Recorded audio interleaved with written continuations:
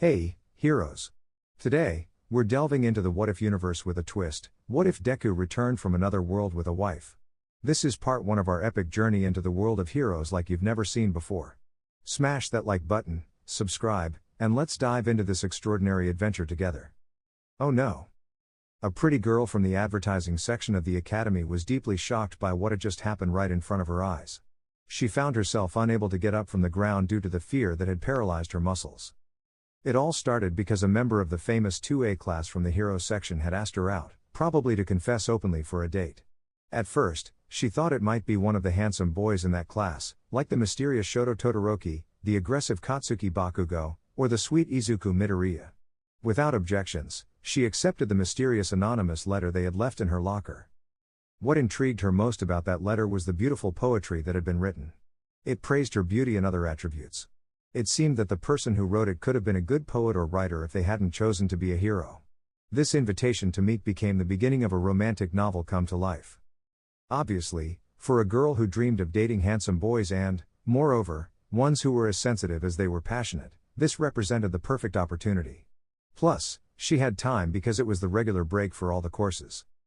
Naively, she went to a private space near the maintenance services building with her best possible look to surprise her mysterious admirer.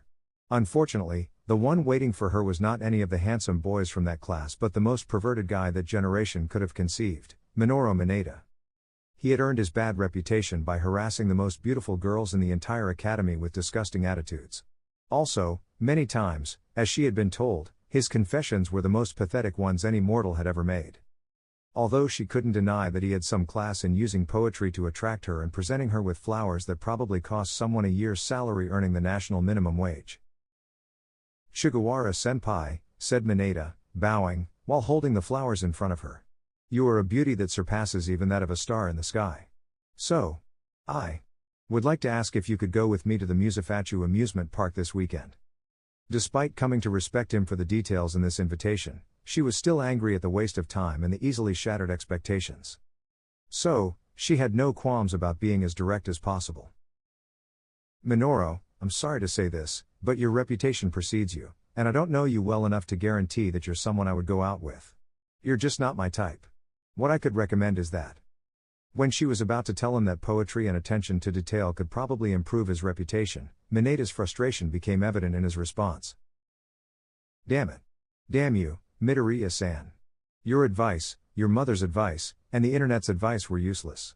I improved my physical appearance by taking bodybuilding courses, improved my hygiene, worked extra hours as a waiter to afford the expensive things they like, took an online course for poets, and read a bunch of cheesy romantic novels. Damn it. I had to give up. Did I miss 2 seasons of Californication for this?" Amidst Mineta's incessant complaints, she couldn't help but think that maybe she had judged him a bit too quickly. She had to admit that the short guy was putting in effort. After all, she had to acknowledge that his perversion and complaints had decreased in the past few weeks. "I got rejected by 30 girls in 4 weeks. One even sprayed pepper spray when I tried to give her a box of chocolates. How can I give off bad vibes? This is an outrage." "Minoru-san," she added an honorific out of respect, calm down. Probably. Suddenly, while trying to calm Mineta's relentless complaints and his relationship issues with women, she didn't realize in time that a circle was forming around the guy. This circle was releasing particles of whitish light into the air, something that didn't initially catch much attention. "I thought everything would be different with you, Sugawara-senpai. But now I realize that changing is pointless. What's the use?" She couldn't help but respond. At some point, she felt like she was talking to a friend of hers, complaining about her failed love life. "I guess the path to finding a partner is the same as becoming a hero. Was it easy for you to get into the academy or achieve the fame you earned with your class? Of course not. It's the same. As my older sister would say, girls our age are guided by appearance, and as we grow up, we'll look for other things that aren't just looks and definitely not money or whether you're handsome. I am, and many really are dreamers, so it's not you. So, keep trying. There are girls with different tastes than the typical idols." Suddenly, Mineta's chatter stopped abruptly, and he looked directly at her. "You sound exactly like Midoriya-san's mom. I can't believe it's the same advice." "She gave you good advice," she exclaimed. To which Mineta responded, "Nonsense. Reaching 30 girls isn't something that motivates you to continue, Mineta said with much frustration, unaware that his feet were becoming a focal point for mysterious light particles. He was really showing signs of giving up on this. Although she had doubts about his reputation and track record, it wouldn't be right to let someone who had clearly put in effort collapse. Just change your strategy. You almost had me, you got my hopes up. If you give up. Wait. Minoru-san. Your hands. Sugawara-senpai. What's happening to me? I feel like I'm getting sleepy, Mineta said with a weak voice, staring at his whitening hands. Mineta had realized too late that his body was being covered by the particles. In a matter of minutes, he was trapped in some kind of event that had cruelly ensnared him. Minoru-san. What do I do? She exclaimed in panic. She wasn't from the hero class, she was just a trainee publicist. She couldn't even react to her partner's imminent danger. He pleaded for help, and she assisted immediately. Help me. Help me. I can't move.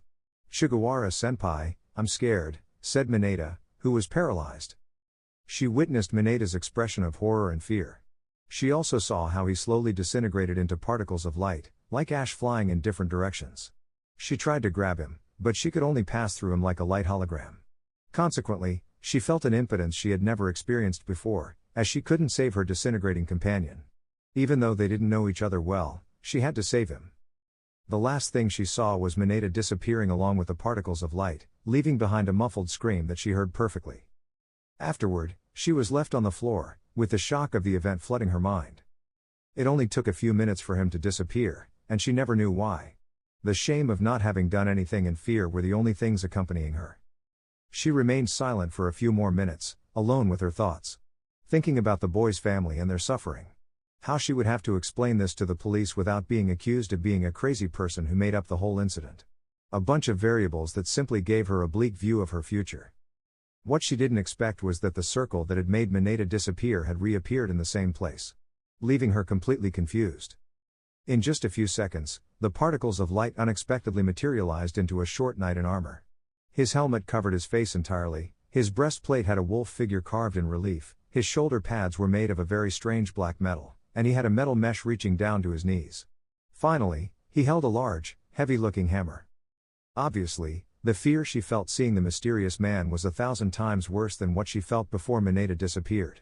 She even felt fear for her life in the face of the imposing armor and demeanor of the man who came from the same place. Just as she was about to run to alert the present teachers for help, the man's voice interrupted her sudden escape. Sugawara-senpai? The knight asked, sounding quite surprised. She clearly recognized him, even though his voice sounded more mature, it was still Mineta. The same guy who disappeared was now with her again, wearing this strange armor worthy of the Lord of the Rings. Minoru? She asked nervously. Yes, Mineta said with an excited tone. How? How is this possible? I saw you disappear. I'm back, Mineta said, resting his hammer on the perimeter grass belonging to the building they were in. Suddenly, Mineta kept talking to himself. He couldn't contain his excitement about his return, as it was more than good news for him. From what I see, the useless goddess fulfilled what she said. Although, she transported us apparently just moments after we left, he laughed a bit without warning. Some won't like it, even the boss. Upon hearing that, she quickly stood up with some intrigue. She was a fan of isekai novels as much as romantic novels, although she wasn't a big fan of harems. In some, their plots had originality in how they handled their protagonists in the new world. A clear example was the novel Grimgar, one of her favorites. That dwarf had gone to another world, there was no doubt about it from what he was saying and the teleportation incident. For a moment, she felt silly for not noticing that she wasn't disintegrating and even more for not knowing what had happened instantly. Then, she focused on the girl in front of her. Do you know, Sugawara-senpai, for a long time, I've thought about what I would do if I managed to come back, and I even have a list of it. In fact, the people who went with me also have it. Anyway, talking to you and thanking you was one of the first things I set out to do, and honestly, I was afraid that so much time had passed that you wouldn't even be here anymore, more than as an adult and in some place I'll never know or practically already dead due to the cycle of life. But fortunately, you're here, just when I've left, isn't it great? Thankful for what? She asked curiously. Without your advice, I wouldn't even have what I have today. I mean that after all, I didn't have to give up, and you took away that burden I had. Thank you. Wait? Does he have a partner? she thought, surprised. "You're welcome," she said with a slight nervous pause. Suddenly, Minata's reaction was as if he had made a mistake. "Oh right. My bad. It turns out I haven't properly introduced myself.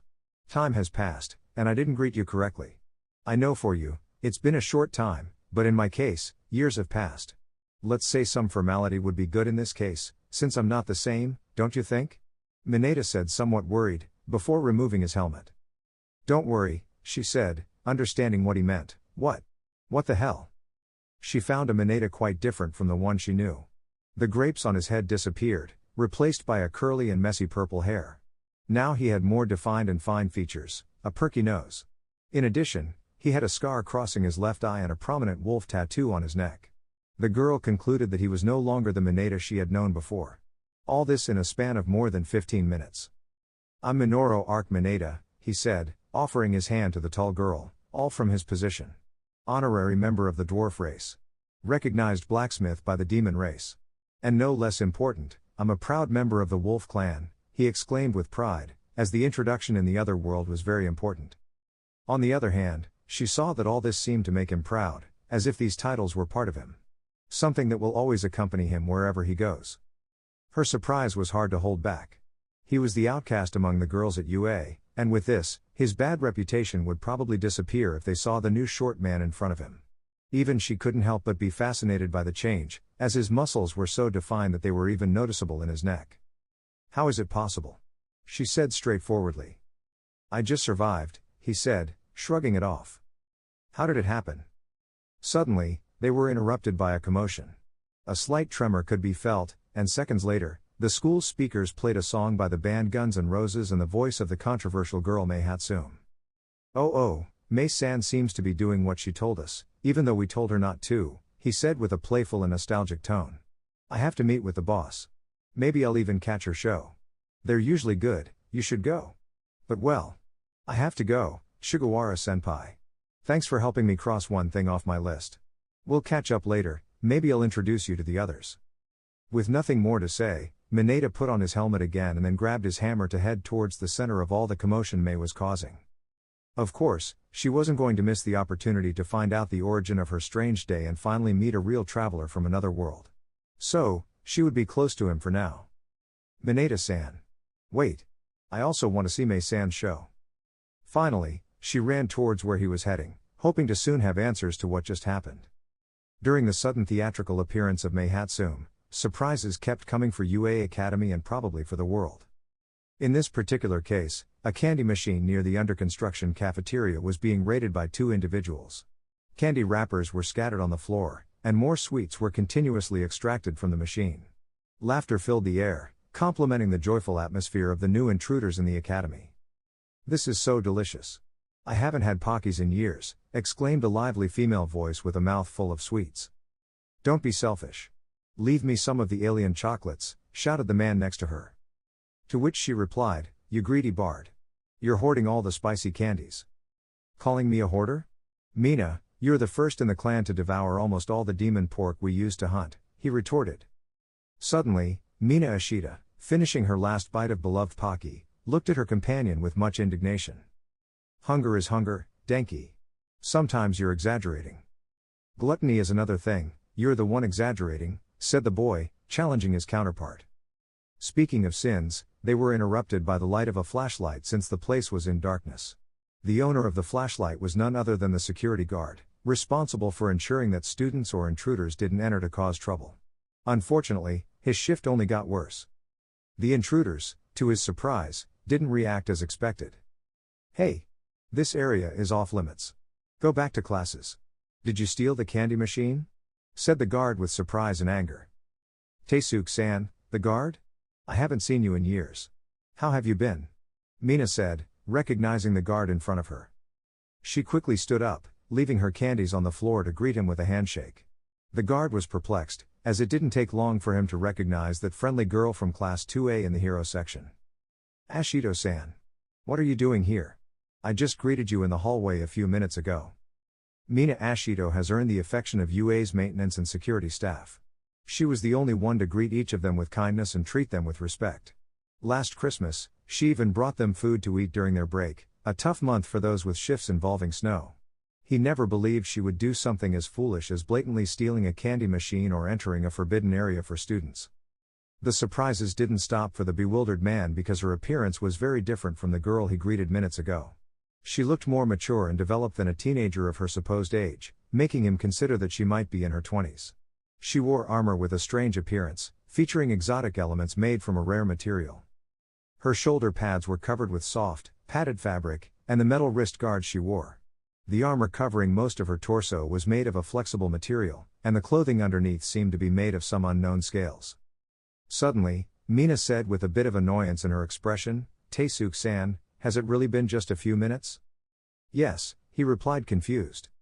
Mina's expression of anger intensified a bit. "Just a few minutes, huh? That useless goddess shamelessly lied to us." Mina's sudden complaint made Denki also feel annoyed by the surprise, but unlike her, he had a saying that always accompanied him: anything is a gain. "We're home, that's what matters." "Yes, you're right," Mina sighed heavily. "At least I know we arrived at a good time." Suddenly, the guard asked them, "Arrived? Ashido-san, did you go somewhere? What happened?" With some concern. "If you permit me, sir," Denki spoke up, "I'll summarize it for you. My companion and I were transported to another world. Not in the cutest way, apparently." This last part brought unpleasant memories. How can that be possible? That sounds like a typical isekai manga situation, the same plot my girlfriend's nephew reads, said the guard with dismay. "Of course it is. Taesuk-san, tell your nephew it's possible. Where we went, there were beings that had been seen in most of the manga of that genre. There are plenty of elves, orcs, giants, and unicorns, although in real life, those are just arrogant scum. Did you know one of them still owed me gold coins before coming here?" said Mina, quite excited, going on about the matter. Hearing about this genre helped them see various facts and falsehoods about being summoned. Denki didn't take long to delve deeper into the conversation. At the same time, Taesuk analyzed everything Mina was telling him. "If you're worried about your nephew not having a girlfriend, I could personally help him find a partner in no time," said Denki in a somewhat egotistical tone and a somewhat smug smile. "Ha ha," said Mina, incredulous at her companion's words. "You're going to turn that boy into someone whose habit is almost getting killed by women who found out they were deceived. It was only once. Multiplied by 24, idiot." "That's not true," Denki said indignantly. Without warning, the guard took the floor, interrupting the duo. "Guys. Miss Hatsum just appeared in a very strange outfit, saying stranger things than usual. That's why some teachers told me to check if there were no more surprises from her, and I found you eating candy. Then, knowing that you apparently were transported to another world, I would say it's not a coincidence, right?" Mina quickly replied, "Yes, there are many more of us, actually. I would say more than 20 people." Obviously, the man's reaction was expected. "What? This is serious. If everything you're telling me is true, we need to go to the director," said the worried guard. "I understand it was a complicated experience for you. But we need you to explain, and I suppose your families need to know too." Fortunately, they had time to think about what could happen. "No problem," Mina said, downplaying the matter. "My husband warned us that this could happen, and I think it would be for the best. Plus, they could help us locate the others because it seems we returned the way we left." "Husband?" the guard asked in surprise. "Yes, Izuku Midoriya," she said with a slight blush. "The guy who let himself be hit by Shoto Todoroki's student at last year's festival?" "That's him," Denki said amused. "Now he's our boss. Life sometimes surprises us, don't you think?" "Yeah." Something inside him told him that it would probably be a long day for the people at this academy. "So, I need you to come with me." "Of course, just let me pick up the candy," Denki said, collecting the sweets in a cloth bag. "They're not yours. Leave them," exclaimed the guard, remembering that they were initially caught robbing the candy machine. "We've already paid, but the machine wouldn't accept our coins. So we opened it and left the money inside." Suddenly, the guard turned and saw a pile of gold coins inside the machine, replacing the sweets. "Do you know that these gold coins are worth the equivalent of a house?" said the bewildered guard. "What?" said a confused Denki. "I thought I had counted the exact change to pay for the candy," said Mina, scratching her head, equally confused. "Anyway," said the frustrated guard, "we need to inform the director." "It's not necessary, Mr. Taesuk-san." Unexpectedly, an imposing figure appeared behind the trio. It was a man who not long ago had announced his retirement. "Guys, you seem to be enjoying the sweets. I would like you to invite me to some, as I haven't tried them either." "Mr. Yagi," exclaimed both excited boys. The guard obviously turned around to be astonished. It was the former symbol of peace, All Might, whose youth seemed to have been renewed to the point where he looked like the man he was in his glory days. Although he was currently dressed similarly to the costume he always wore, there were some differences. Some parts were made of steel plates that provided protection, like armor. He also wore a large dark blue cape made of a material that seemed unknown at first glance. "Mr. All Might, you too?" "Mr. All Might, you too?" "Yes, it wasn't easy.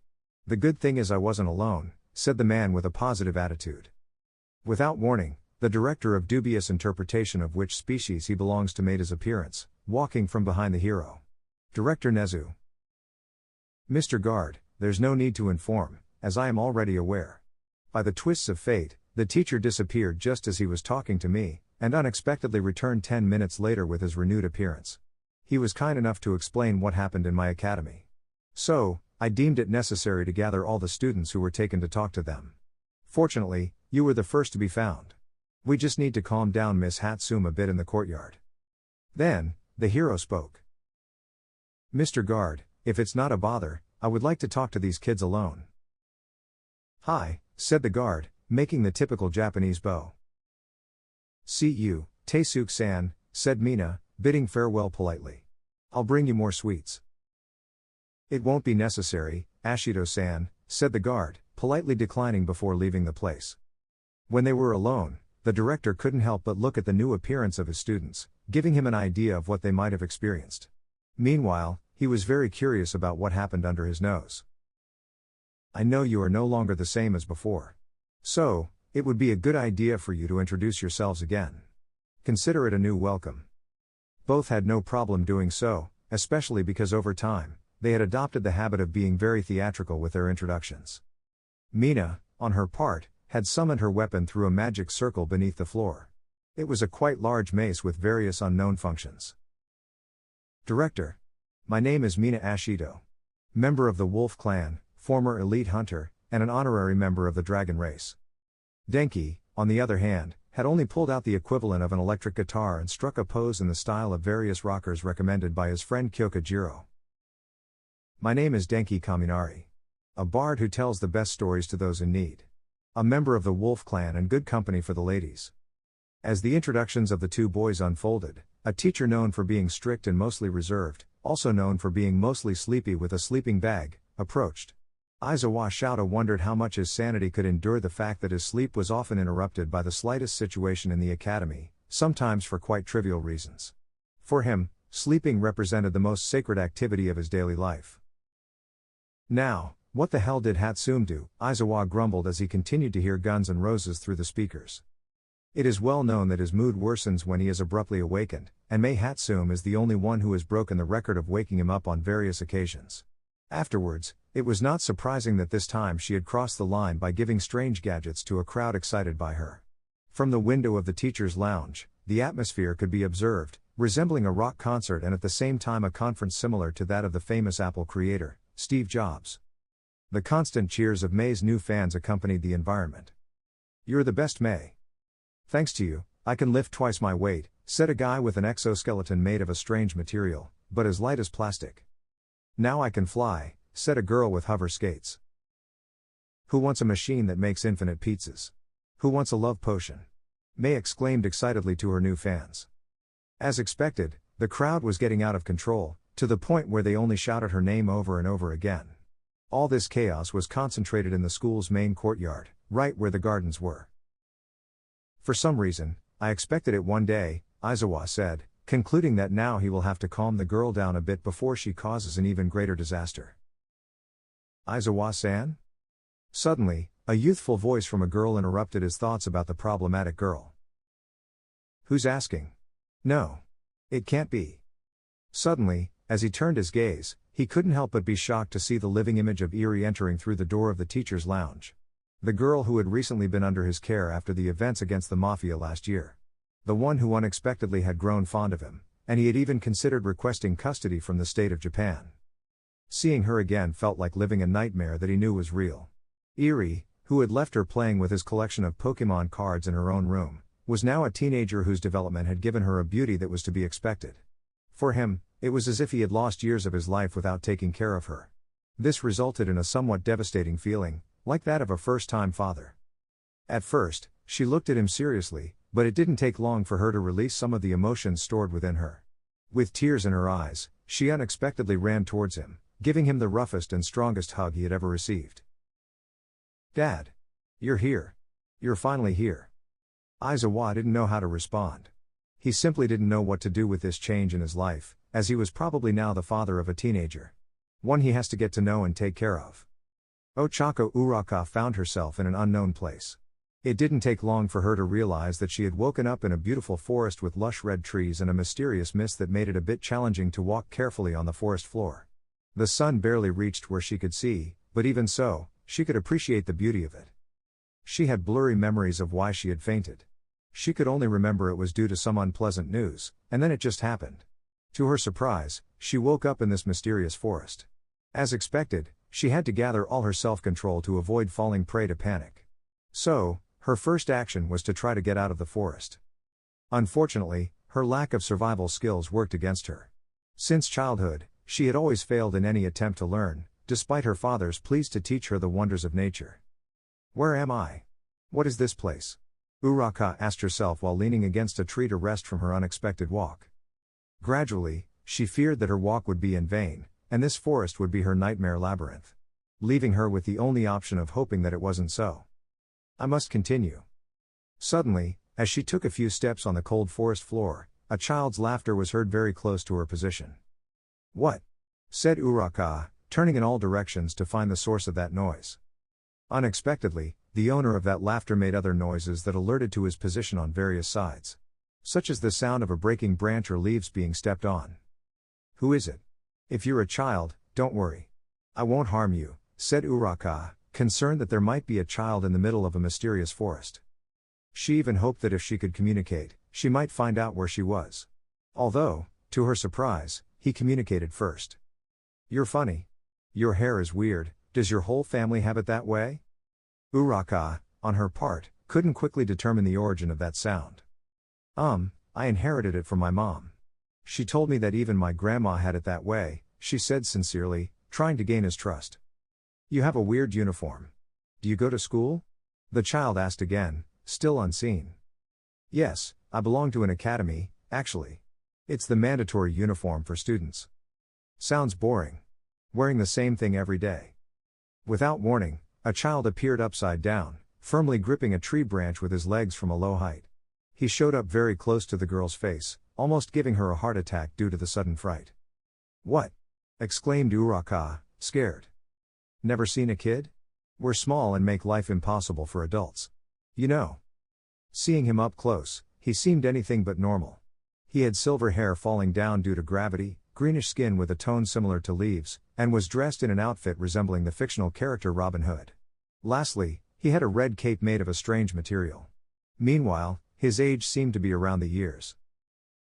"Yes, I know, ha ha," said the girl with a nervous laugh. "Sometimes I stay to take care of my cousins. I think they're the same age as you." "I doubt it," the boy said firmly. "What?" Uraka said, confused by the boy's statement. "My name is, and what's yours?" said the mysterious boy, offering his hand. "Sorry, I didn't understand your name. Could you repeat it for me?" Uraka said, more confused. "I don't have a last name. But you can make up any you want." "What does that name mean?" she asked with some curiosity. "It's a common name where I come from, and I'm surprised you don't understand it. We're talking in the same language now," the boy said, also confused, while trying to walk in one direction and maintain balance. "Another language?"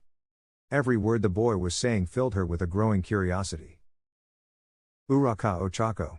It's nice to meet you," Uraka tried to pronounce the strange name.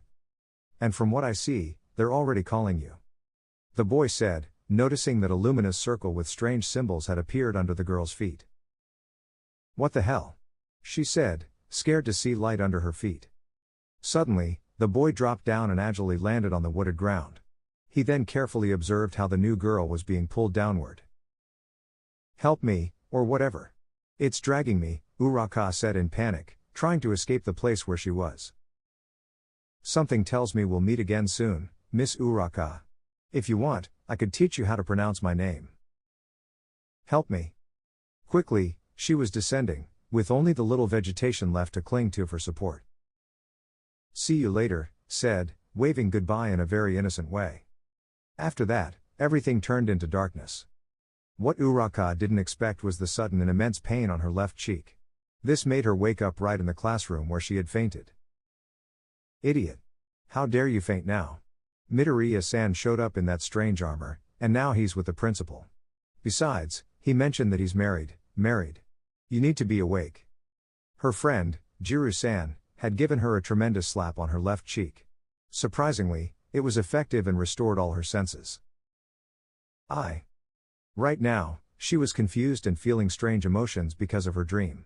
It was as if what had happened in that strange forest had been experienced firsthand, even to the point of feeling the remnants of her panic as she was dragged across the ground by that strange circle. Strangely similar to the one Izuku summoned when he threatened them, thinking they were fake versions of themselves. This couldn't have been real. Maybe it was a product of my imagination, maybe my mind was playing a joke on me. Right? Uraka thought, concerned.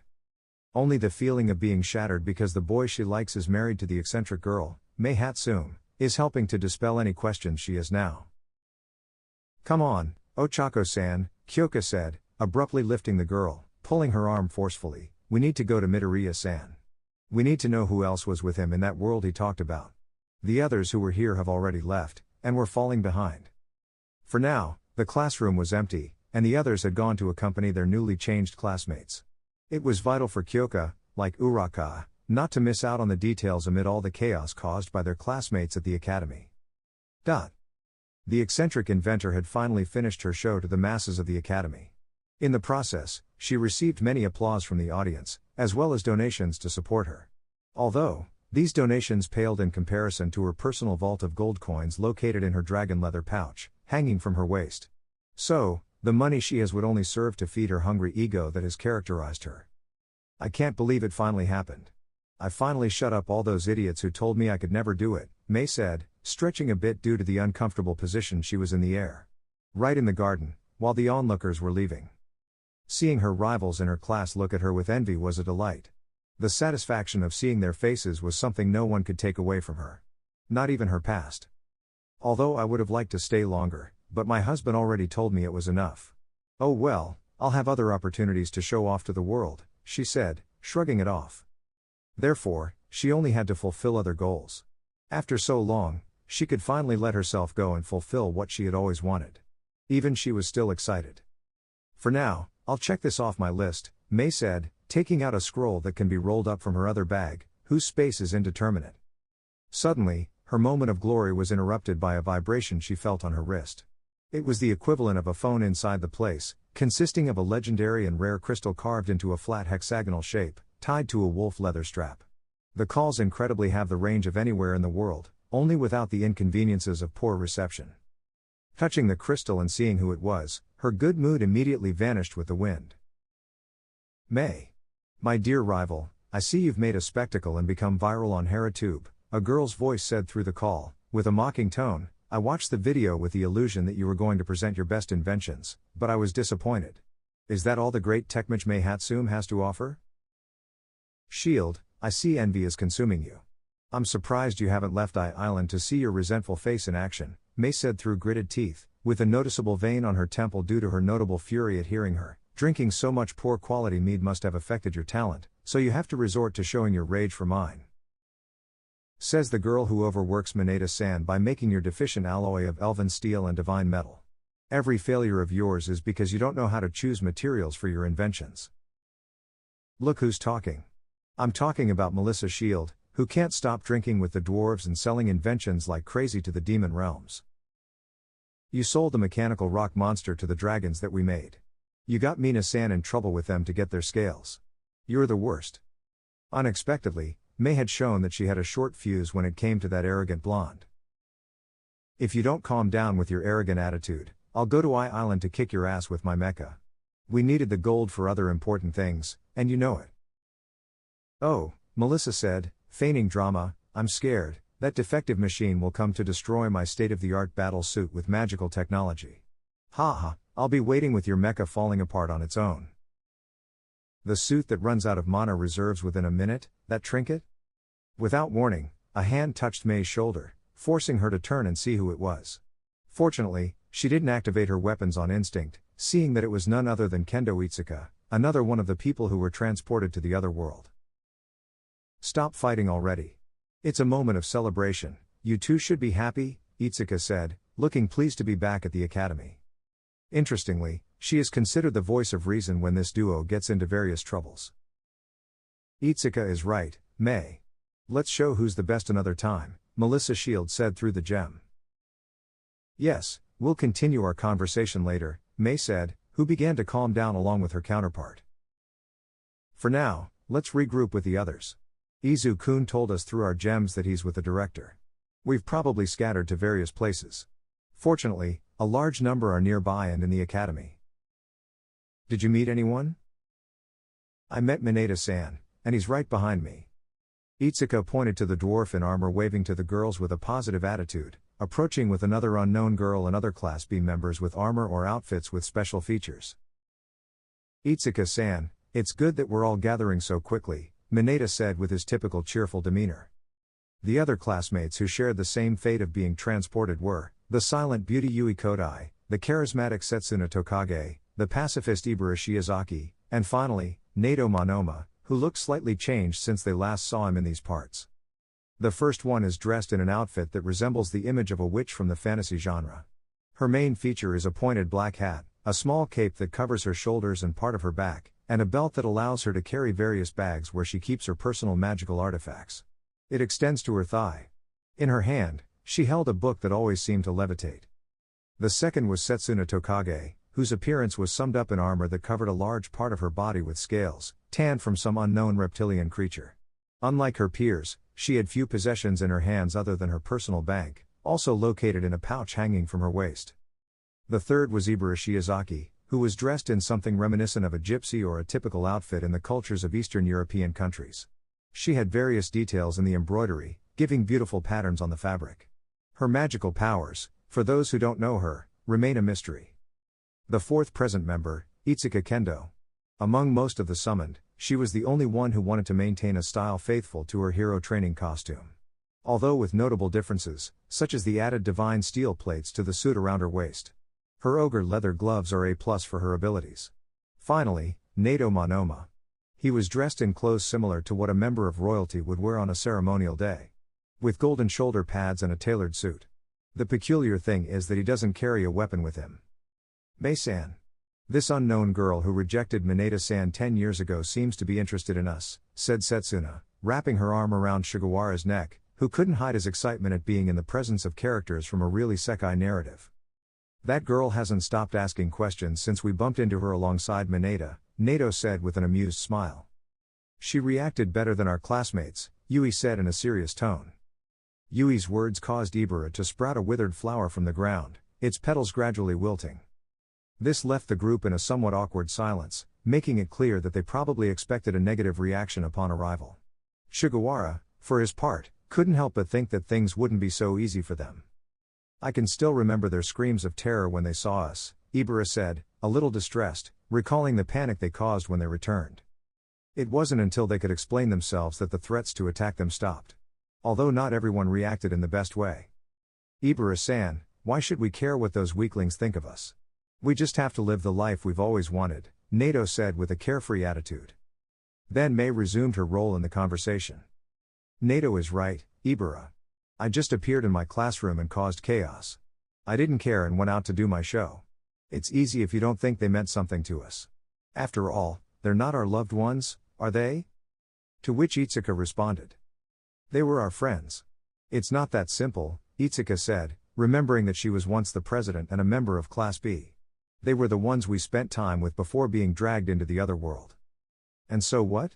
You yourself told us that probably not everyone will be happy with our presence. We have to get over it and move on. Unfortunately, he's right, Itsuka-san, Mineta said, supporting NATO.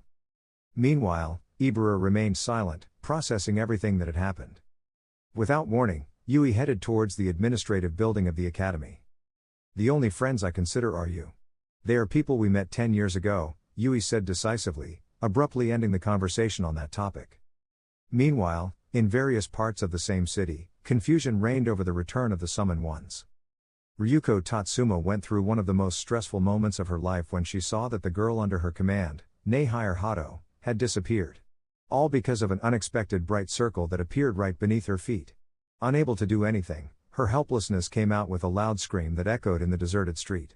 Her fears escalated as she considered that some villain with a powerful teleportation quirk had kidnapped her for unknown purposes. Being prepared for this, it didn't take long for her to regain composure and call her office to notify the police. She would also involve the commission if necessary. Yes, her name is Neihire Hato. We need to issue an Amber Alert, Ryuko said on the phone with a colleague from her office who had connections with the police. Suddenly, the same circle materialized behind her again. After a few seconds, this caused the appearance of a certain girl. What do you mean I have to wait an hour? Are they on a break? This is Argug, Ryuko exclaimed in frustration, as she was abruptly hung up on. Ryuko-sama.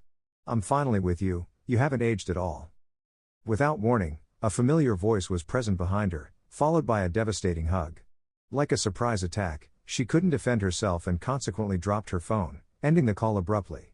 Even Ryuko herself could hear her spine crack from the tremendous force applied. Neihire-san, is it you? It didn't take long for her to turn around and see that her pupil was with her again. Part of her was quite happy that she was safe and without apparent injuries. On the other hand, she couldn't help but notice that she was quite different from when she was with her more than 10 minutes ago. From her height, physical development, to the strange fantasy convention-worthy attire. I missed you so much. I have so many things to tell you. So many things to do. In fact, I think it would be a good time for a walk, she said, lowering her superior carefully, with an apparent backache. Meanwhile, Ryuko had many concerns about what had just happened. Neihire-san, wait. You were just taken, I don't think it's appropriate. Without warning, Neihire's tremendous strength was felt again when she couldn't free her hand from her grip. Nonsense. I want to invite her to eat myself. It's one of the things on my list that I always wanted to fulfill. Neihire-san, we're on patrol duty. And I dropped my phone. I thought we could go to the sushi restaurant downtown, right next to the town hall, Neihire said excitedly. Wait, Ryuko said, trying to free herself from her grip. With futile results, despite using her dragon strength. I've also wanted her to meet my husband, maybe he could join us for dinner. I think you met him a long time ago. Wait, what? Being dragged by her pupil in the middle of the street was not an impediment to be shocked by the news. Todoroki Shoto was on the phone just outside the academy. On the line was none other than his sister, Fujimi Todoroki, who sounded quite happy on the other end. What are you saying? I thought you were having breakfast with Dad at our home, Shoto said, puzzled by his older sister's unusual attitude. I just got back, brother.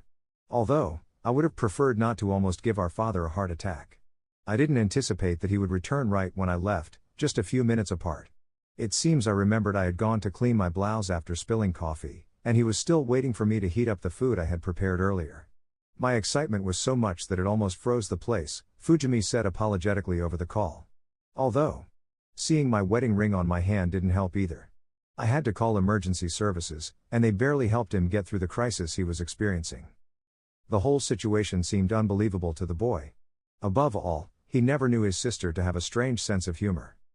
Sister, you're joking, right? No, I'm married, Fujimi said with some regret. Sorry you weren't at our wedding, there was no way you could have been.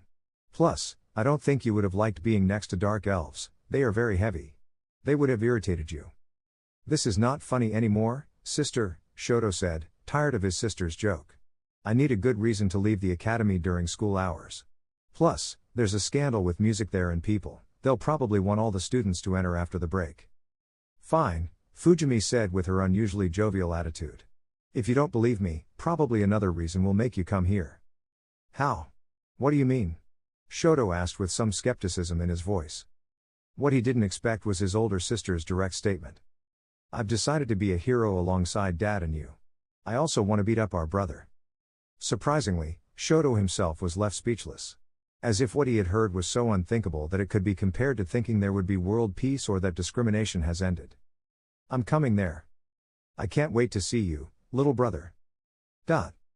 Meanwhile, at the main base of the Wild Pussycats, located on their own rocky mountain, Kota Izumi was playing his cherished video games that he fondly remembered. These were from the time when he was still a little kid. A moment of relaxation in his room before meeting with the others was all he needed. The graphics are more mediocre than I remembered, Kota Izumi said, munching on his freshly poured snacks. On the other hand, this game is harder than I thought. Meanwhile, the euphoria of his family downstairs could be heard. The members included his aunt and co-workers. They were celebrating the return of everyone with well-deserved wine, accompanied by great happiness. After finishing the game, Kota couldn't help but remember his beloved Eri, even if she had that fierce demeanor whenever any demon girl flirted with him. Oh, my beloved Eri, I wish we were in Paris as we said, Kota said, losing track of reality when it comes to the girl. I also want to meet my father-in-law, I'm sure I'll please him. Being honest with himself, he could determine that this part of his life that he will have to experience will probably be more terrifying than many experiences in the other world. In the city center, an eccentric student from Shiketsu Academy was sitting on a mound of defeated villain bodies. Initially, they threatened her life to remove her from the path of robbing a significant bank in the financial district. Initially, her mentor had been defeated, and only she remained. Fortunately for the criminals themselves, she had disappeared just before they could do anything to her. 10 minutes were enough to celebrate her victory and attempt the robbery again. Once that time had passed, hell came upon them as they saw a girl with strange abilities almost bring them to death. Once the newcomer finished them off, she took a short break to contemplate the city and the people praising her for her excellent work as a hero in training. That's a hero, exclaimed an excited citizen as he witnessed her feat. Meanwhile, she searched through her belongings to take out her scroll and, with a phoenix feather ink pen, crossed off one of the many things she wanted to do. Done, I dealt with these scumbags as I've always wanted. Now, there are hundreds of other things to do. Like talking to my mother about this, she said, fondly looking at her wedding ring. Simply put, now she had hope of feeling complete after so long. She would finally stop being Ankoku Mayai, the renowned traveler between realms. I'm sorry you had to go through this nightmare, commented Director Nezu, listening to a preliminary version of the events from the so-called leader of the summoned, Izuku Midoriya. The past is the past, Director. We prefer to move forward and continue with our lives, said Izuku casually. They soon met with the director, who was accompanied by some of his comrades who had come from other parts of the academy. Quickly, Izuku spoke on behalf of the others to talk to Nezu and explain what had happened to them. At the same time, they continued walking in the hallways of the academy, with students looking at them curiously and spreading predictable rumors. Meanwhile, the other summoned individuals kept a distance from the explanation, with a few occasional comments. Also, I'm sorry that you lost your quirks. Especially under such unfair circumstances. Nezu said, looking at his students with a hint of pity, an emotion he rarely got to experience. Fortunately, we were able to compensate for that lack of power with mana control, that is, magic, Mina added, summoning a bright light on her index finger as they walked. After hearing Mina's explanation, Nezu turned again to look at Izuku, still with more doubts about his situation. By the way, I'm curious. What is the name of the other world you were taken to? Does it have a specific name? Izuku kindly answered the question. The locals officially named their world in their own language as, which in our language can be translated as the land of creation. Although there is a shorter name that is commonly used, which also translates to the land of the tree. On our part, we shortened the name even further and called it Terheim because it was the easiest way to pronounce it when we didn't know much about the language. Interestingly, the pronunciation of both versions of the name depends on the race you belong to. Demons, for example, have the most distinct accent, like the French in their language. It seems that it also depends on the culture, so there may be variations of the word, right?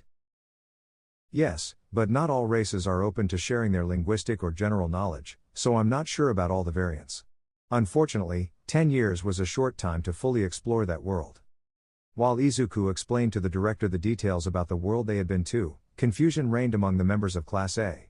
They were following the group of summoned individuals accompanying the director, positioned behind the newcomers at a considerable distance. The only ones who hadn't joined the remaining members of the class were Jiru Kyoka, Uraka Ochako, and Todoroki Shoto. Onlookers couldn't help but be astonished by how much their disappeared classmates had changed, with no chance for others to have known in advance. The worst part was that this was an event that took them by surprise, and unfortunately, it took them longer to catch up with the summoned individuals than it took for them to disappear. Each one had mixed feelings about what was happening. Some were curious about what their classmates had become, others wanted to stay on the sidelines of what was happening, and some didn't view their return favorably. Added to a deep mistrust that led them to prejudge before an explanation. Bakugo Katsuki was the first on the list not to accept that it was them and that something was behind the events. On the other hand, Eijiro Kirishima wavered between distrust and understanding. Simply put, he increasingly doubted that they were still the same or would remain as friends. Regardless of having the same physique or appearance, something had changed in them. That was for sure. Are they really you? Eijiro asked himself, with doubts flooding his mind. Without warning, the director stopped their march through the hallways, coming to a halt in front of a window that provided an incredible view of the city of Musafatsu. As expected, he stayed there, contemplating the landscape. It didn't take long for him to break the brief silence he had created. How many more are outside? How much more of you can we expect? Then Ida spoke on behalf of his boss. We are 30, Director. Not all are from this world. There are some guests who are originally from there but decided to come with us. I hope there's no problem with this, Ida said with his characteristic seriousness. Don't worry, Director. We know them well, and they won't cause any trouble, Denki said in his cheerful tone. If you knew them, you'd probably get along with everyone, right guys? Suddenly, Mina caught her classmates off guard, and they couldn't respond quickly to the girl's question. Especially if she had smiled at them as she always did, reminding them that Mina probably still believed that things could be like they used to be. Yes, probably, said Toru Hagakure, answering her friend before knowing the group's state regarding the situation. At the same time, she did her best to make her fake smile look sincere. Then, after Ida's concrete answer, Nezu thought about things for a moment and finally came up with a possible action on his part to deal with this situation. I would like you all, including students and non-students from here, to let me invite your family members or loved ones to a private assembly in a few hours to prepare them for the news. Even if they already knew it due to the circumstances, they probably need answers. For the world and for them, you are still the kids you once were. It won't be easy, and of course, it is imperative that everyone is gathered. So I would ask you to gather those who are missing and tell them about the assembly. On my part, I will prepare what is necessary. Are you okay with this? For a moment, silence reigned among the summoned and the students. The former were struck by the uncertainty of meeting their family members after a long time. On the other hand, it was something inevitable and eagerly awaited. It would be a sin to reject Nezu's request. Especially if doing so together with your comrades greatly increases the courage and guts to face reality. Feeling what his comrades were thinking, Izuku decided to speak. Not without receiving a supportive look from All Might, who believed that Izuku already knew what was right for the group. Yes, we accept your proposal, Director, said Izuku with a bow. We will gather everyone before the assembly. So we'll be ready to see them. Then, Nezu finally said. Excellent. I will contact the administration to get the contacts of your family members. Also, do your best to have others make the invitation themselves. In case I don't have the contacts, assuming not everyone is a former student here. Yes. Izuku said in affirmation. Izukun. Excitedly exclaimed Itsuka Kendo, whose voice could be heard a few meters away. Without warning, the members of Class B, now known as Summoned, made their presence known by entering from the other end of the hallway where Izuku and his group were. The atmosphere consequently turned into a festive one among the Summoned themselves. Celebrations of finally being back home could be heard, and hugs and shouts of victory were not far behind. We're finally back home. Mineta said with an excited voice, lifting his mace into the air. I can't wait to try Sake again. Setsuna said excitedly. Meanwhile, the others watched more like spectators, feeling so distant from the summon that there seemed to be a barrier between them and their summoned companions. Unfortunately, there was no way they could share in that joy if their absence was so brief that it was imperceptible. Leaving only distrust, doubts, and curiosity about what happened in that world. At the same time, Nezu bid farewell to All Might to let the kids have their moment of celebration. After advancing a few meters down the hallway, heading towards his office, he couldn't help but feel a deep concern for them. One that has troubled him since he learned of their existence, thanks to Toshinori. You were prepared to return to this world, the problem is that there's no way to know if the world is ready to receive you, Nezu thought with great concern for his students, even though they may no longer be the same.